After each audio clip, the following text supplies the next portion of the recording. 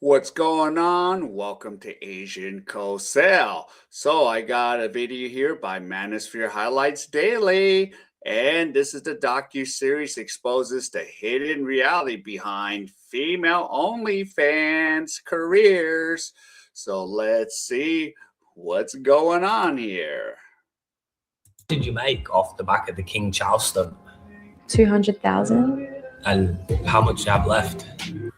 Years ago, young people aspired to be astronauts, actors, pop stars. Now, their role models are content creators. No girls growing up say they want to be Taylor Swift, because that would never happen. But we can be like our fans girls. We can get rich like they have.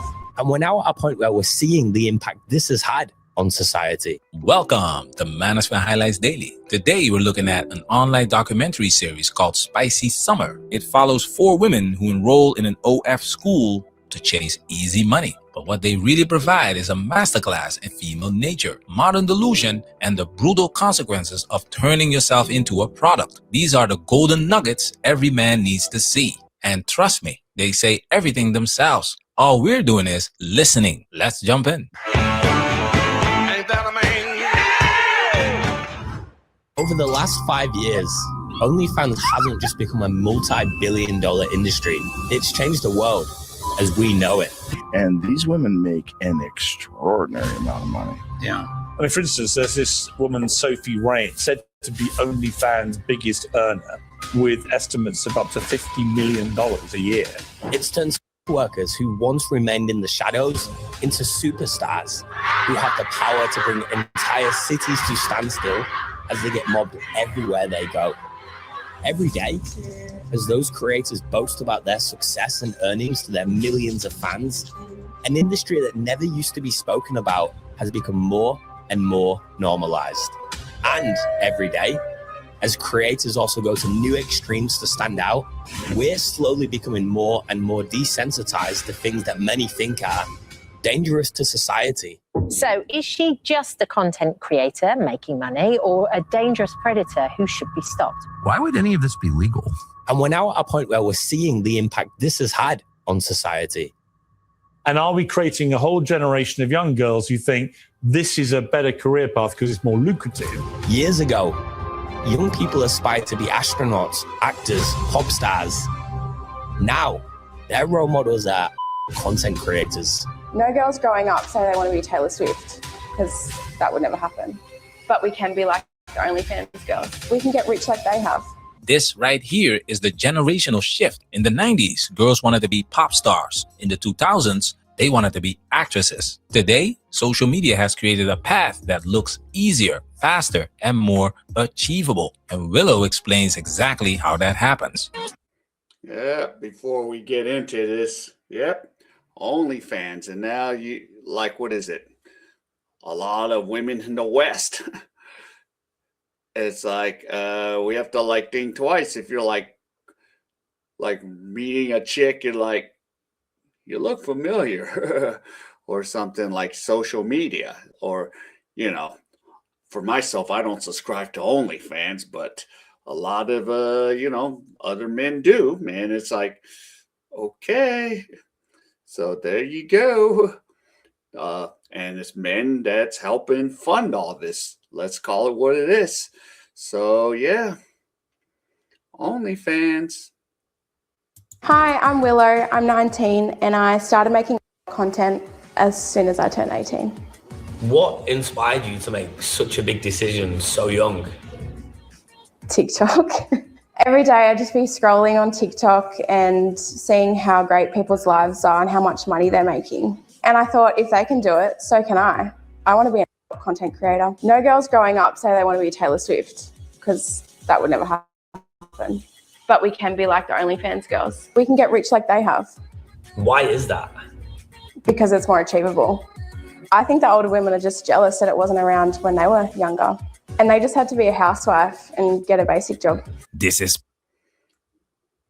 pure gold. This is sociology in real time. In the past, a woman's community and family influenced her behavior. Today, TikTok is the community, and the algorithm rewards the fastest path to validation. Sexualizing yourself Yeah, I think social media has almost brainwashed kids these days. And the biggest creators on OnlyFans are 18, and kids are counting down the days until they turn 18 because they're following these influencers in America.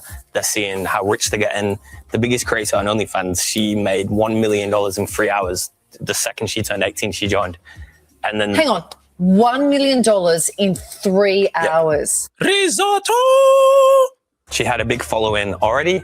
She counted down until she was legal, and then these young girls are seeing the fast cars, the mansion she's buying, and they're going, well, I'm in school, I'm not gonna apply myself, I'm gonna do what these influencers do. TikTok is raising teenagers. The algorithm pushes glamorized lifestyles, fast money, and attention-based validation. So that becomes the dream job. She calls it achievable. That's the key. It requires no skill, no discipline, just the willingness to erase your privacy and dignity. But as we're about to see, easy money has a way of vanishing just as easily. Yeah, looking at that one girl, she's not even a 7, 8, or 9. She's like a mid, maybe 5 or 6. And she's like, I'm going to OnlyFans school. I'm going to make this money. It's achievable. And I'm going to do it whatever it takes. Okay. When all that King Charles stuff happened, I was making such good money, but then I had a boyfriend and I threw it all away for him.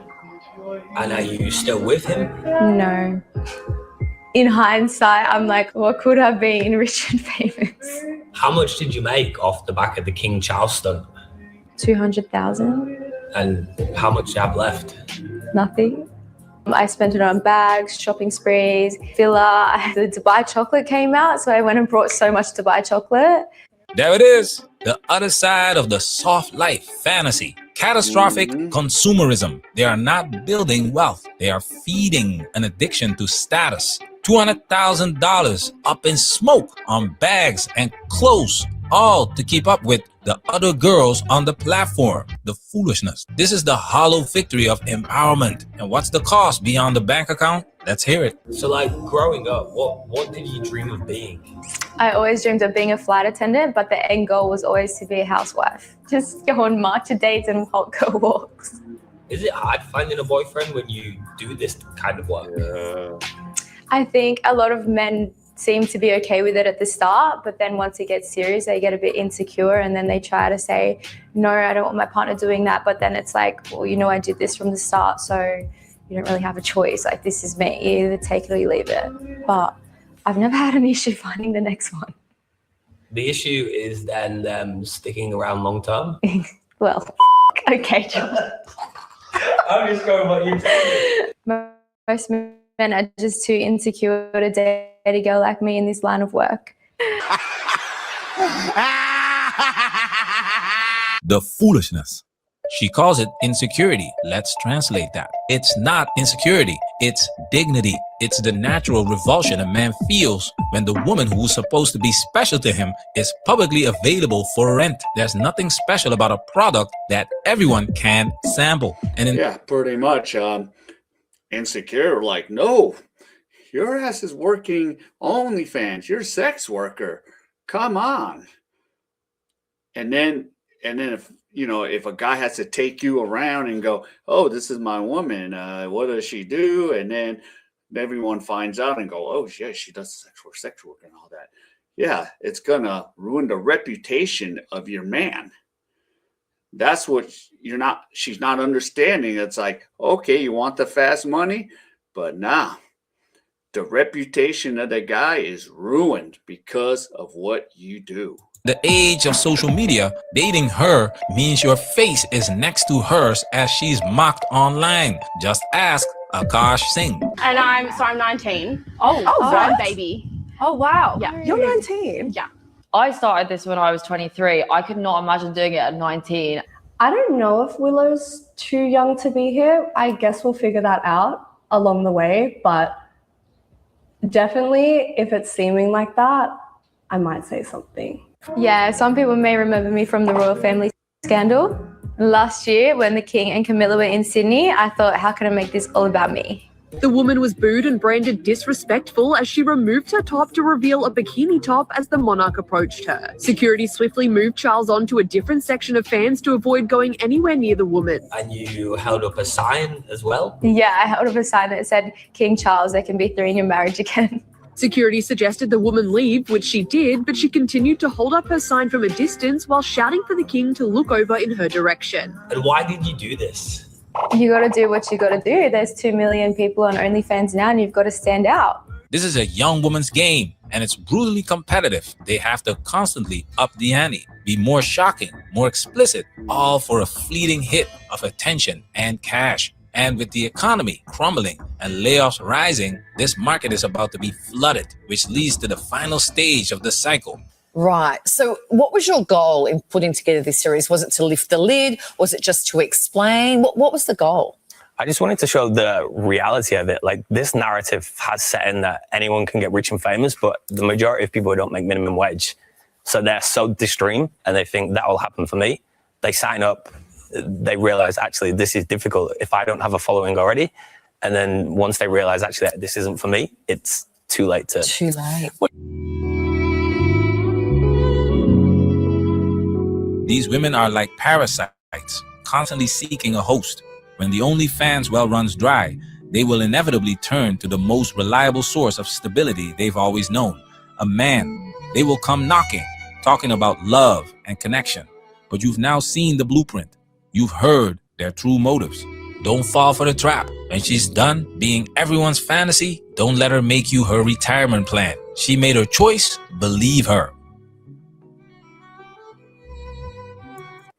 Yep, that's the thing. Yeah, in the past, if she's done all that stuff, I'm gonna be like, nope, nope, nope, no. Most guys, no. That's what you got to say. No. Yeah, because once they're done with this, it's like the same thing. She been ran through her 20s. She's done OnlyFans all through her 20s and 30s. She's like, yeah, I want to settle down. No, the most guys are now learning these days, like, nah, I'm not going to be the sucker or the nice guy or the backup plan. We're like, screw this. So, yeah. And shout out to Manosphere Highlights Daily. And if any of you enjoy this content, please give me the HKO special. Help the king out. Hit the like, subscribe, and comment. And wherever you are, stay safe. And I'll see you in my next video.